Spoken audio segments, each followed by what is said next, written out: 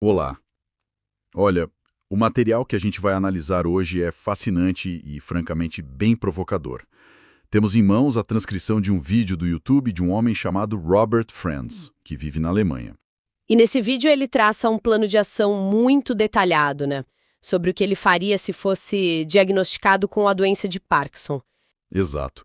A perda do pai dele para a mesma doença anos atrás. E a premissa central é um questionamento direto ao que ele considera, assim, as limitações do tratamento só farmacêutico. Nossa missão aqui é mergulhar nesse roteiro que ele propõe para entender a lógica por trás de cada pilar dessa terapia alternativa dele, que é toda baseada em suplementos. E um ponto importante, né, antes da gente começar. Nossa análise aqui é para entender a linha de raciocínio que ele apresenta no vídeo. A ideia é explorar a perspectiva dele como uma fonte, uma forma de pensar. Com certeza. E esse sistema começa num lugar bem específico que, segundo ele, muitas vezes é ignorado no diagnóstico inicial. Pois é, o ponto de partida dele já é surpreendente. Ele não começa falando do cérebro diretamente, mas de uma deficiência vitamínica. Exato, ele coloca o foco todo na vitamina B12. O argumento dele é que os primeiros sinais que a gente associa ao Parkinson, Tipo o andar mais arrastado, os tropeços. isso, os tremores leves, são praticamente idênticos aos de uma deficiência severa de B12. Ele afirma que muitos pacientes nem chegam a ter seus níveis de B12 testados e, nas palavras dele, acabam definhando miseravelmente em lares para idosos. O que me chama a atenção é a intensidade da intervenção que ele propõe. Não é só sugerir um suplemento. Ele fala em inundar o corpo. Parece uma abordagem quase de força bruta. Qual a lógica por trás disso? É exatamente uma abordagem de choque. O protocolo que ele descreve é para uma saturação rápida e completa, sabe? Ele divide em duas fases. A primeira é o ataque. 10 injeções de 1,5 microgramas de B12. A ideia é não dar chance para deficiência. É sobrecarregar o sistema com a matéria-prima, então. Exato. E depois dessa fase, ele entra na manutenção diária com 2.000 microgramas, mas de forma sublingual, para a absorção ser direta. Entendi. Então, a primeira etapa é como se fosse consertar a fiação elétrica do corpo. Depois de garantir que os nervos têm o que precisam, para onde ele vai? Aí ele sobe um nível. Do sistema nervoso periférico para o cérebro, o centro de comando. E aqui ele introduz outro elemento que ele acha fundamental, a vitamina D3, que ele chama de sinal de vida. A analogia que ele usa é muito poderosa. Sim, essa analogia da D3 como um sinal de vida é quase poética. Ele compara um cérebro com D3 baixa a um corpo em hibernação. O que ele quer dizer com isso, bioquimicamente falando? Como uma vitamina pode dizer ao cérebro que está vivo? Essa conexão que ele faz é fascinante. Para ele, a vitamina D3 funciona como um hormônio que sinaliza para o cérebro que o corpo está ativo, tá? Sabe, em pleno funcionamento. Sem ela, o cérebro receberia o sinal contrário. Estou no escuro, em modo de conservação, quase morto. E para reverter isso, ele propõe o que ele chama de boas férias de sol para o corpo, só que em forma de suplemento. Exatamente. E, de novo, a dosagem é altíssima. Imagino. Outra terapia de choque, então. Isso. Ele sugere 40.000 unidades internacionais de D3 por dia durante 10 dias, o que é muito, mas muito acima das recomendações padrão. Faz parte da filosofia dele de inundar o sistema. Pois é. E ele não a recomenda sozinha. Combina com 200 microgramas de vitamina K2. Ah, K2 para direcionar o cálcio, né? Isso, para garantir que o cálcio vá para os ossos e não para as artérias. E depois dos 10 dias, a dose de D3 baixa para 10.000 UI diárias, mantendo a K2. E ele ainda adiciona um magnésio, que é o que ajuda o corpo a converter a D3 na sua forma ativa. É um sistema de 3 partes. Interessante. Depois de estabelecer essa base energética com a B12 e a D3, o foco dele parece mudar da função para a estrutura, né? Ele começa a se preocupar com a saúde física do cérebro em si, principalmente o fluxo sanguíneo. Sim, a lógica dele é que em doenças como Parkinson e Alzheimer, não adianta ter os sinais certos se a estrutura física está comprometida. Ele argumenta que muitas áreas do cérebro morrem não pela doença em si, mas por falta de irrigação sanguínea. O problema é a circulação. E qual é a ferramenta que ele propõe para resolver esse problema de, digamos, encanamento cerebral?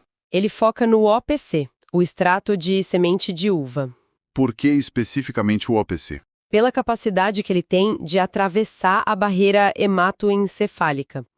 Pensa nessa barreira como um segurança super seletivo do cérebro.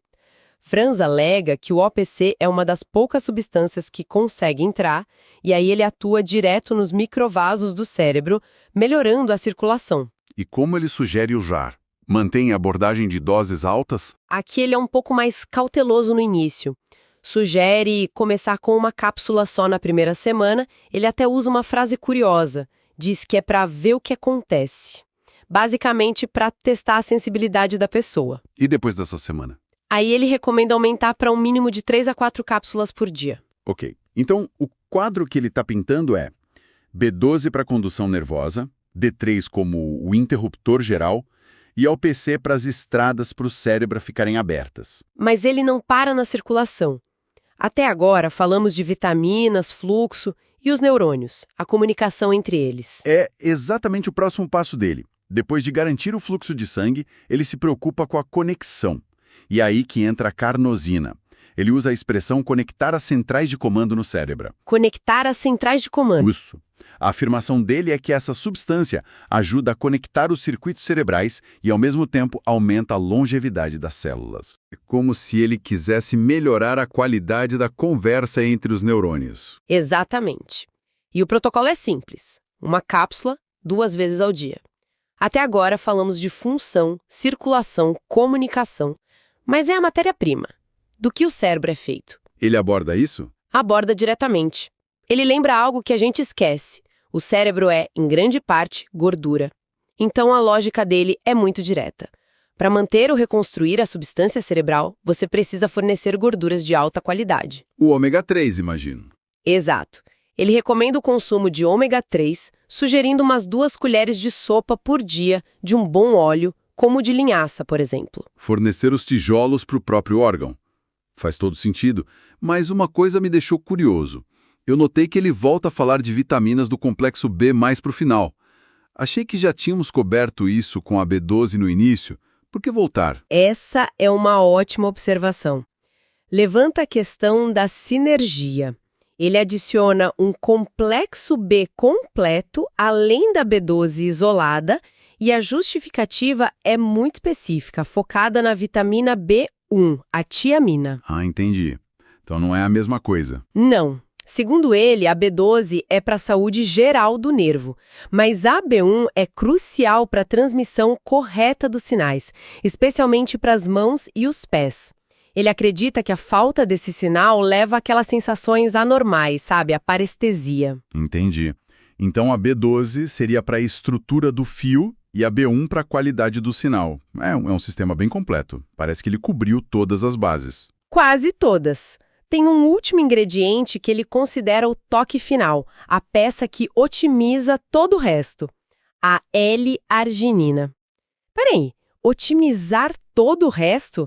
Isso é uma afirmação e tanto.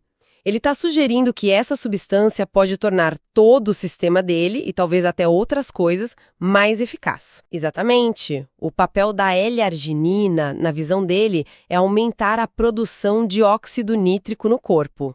O óxido nítrico é um vasodilatador potente, ou seja, ele relaxa e alarga os vasos sanguíneos. Ok. A consequência disso no cérebro, segundo Franz, é dupla. Primeiro, ao abrir os pequenos vasos, melhora a entrega de todos os outros nutrientes. A D3, a B12, o OPMC, tudo chega com mais facilidade ao tecido cerebral. Isso já seria interessante por si só. Mas você disse que a consequência era dupla. Qual é a segunda? E é aqui que ele constrói uma ponte surpreendente. Ele sugere que essa melhora na circulação não beneficia só os suplementos dele. Ela também pode melhorar a entrega dos medicamentos químicos convencionais. Uau! Ele especula que, com uma entrega mais eficiente, talvez fosse possível reduzir pela metade a dose ou até mesmo minimizá-la drasticamente. Isso muda o tom da conversa. Ele não está só criando um caminho alternativo.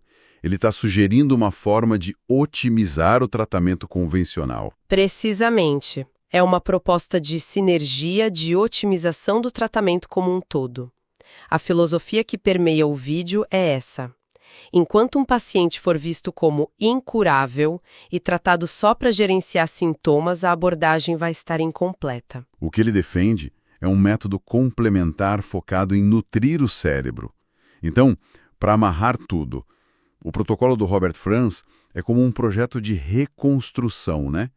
Começa com a D3 como o sinal de vida e a B12 para a função dos nervos. Essa é a fundação. Depois, OPC e L-arginina para garantir a circulação e a entrega de materiais. O encanamento e a logística. Isso. Em seguida, carnosina e ômega 3 para estrutura e comunicação cerebral. Os tijolos e a fiação. Antes de continuarmos, quero te dizer algo importante. Quando você curte, comenta, compartilha e se inscreve no canal, faz muito mais do que interagir com um vídeo. Você ajuda essa mensagem a alcançar alguém que pode estar precisando dela agora. Alguém que talvez esteja em silêncio, buscando força ou sentido. O YouTube funciona por um sistema chamado algoritmo. Ele não sente, mas observa. E quando vê pessoas reagindo, entende. Isso importa. Mostre para mais pessoas. Então, se essa mensagem tocou você, deixe o seu joinha, comente e se inscreva. Esses pequenos gestos fazem uma grande diferença, porque o seu movimento pode ser a faísca que desperta alguém para recomeçar. E por fim, um complexo B completo para refinar a transmissão de sinais. É um plano de ação bioquímico completo. Exato.